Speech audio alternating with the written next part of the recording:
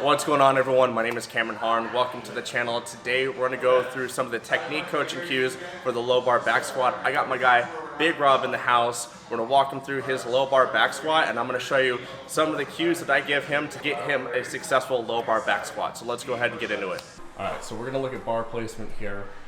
With a low bar back squat, we want to place the bar on the spine of the scapula. It's going to be roughly about where the post delts or rear delts are. So it's resting, spine of the scapula, right about where the rear delts are. Boom. So this positioning allows you just to hinge better and load the glutes and hamstrings.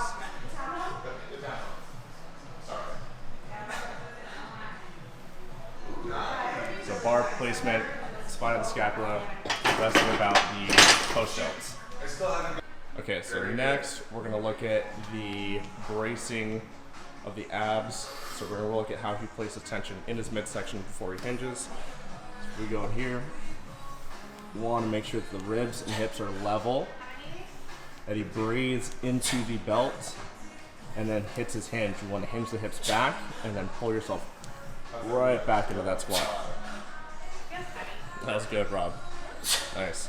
The balance part is harder. All right, quick walkthrough again. Bar placement is going to go on the spine of the scapula, resting about the rear delts. I'm going to brace in the midsection. Ribs and hips are level, taking that air into the belt.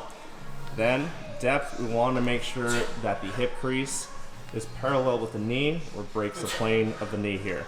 So with the low bar, we're going to hinge a lot more. All week I haven't gotten Boom. 5 or 6. And load those glutes and hamstrings. I just don't. I just keep every week up early, but then I stay up late. Solid.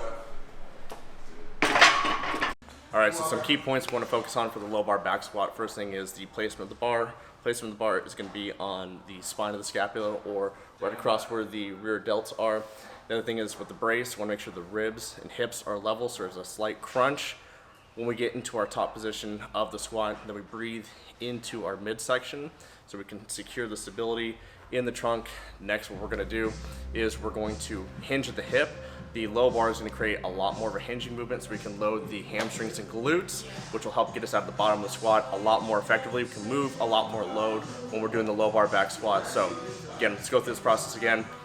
Bars resting on the spine of the scapula. Midsection is tight, so we got a slight crunch at the top of the squat. Ribs and hips are level. We're going to breathe into the midsection, create pressure in that trunk. Then we're going to hinge our hips back, separate our knees, and go straight down to the bottom of the squat. We'll keep that pressure in the midsection until our chest comes up about, let's say, chest height. I've heard this analogy that you want to imagine that you're coming out of a pool of water and the pool of water is right here. That's where we're going to release the air, and then we'll get to the top. When we get to the top, take the air in again, make sure the ribs and hips are level, hinge, and lower ourselves back down into the squat.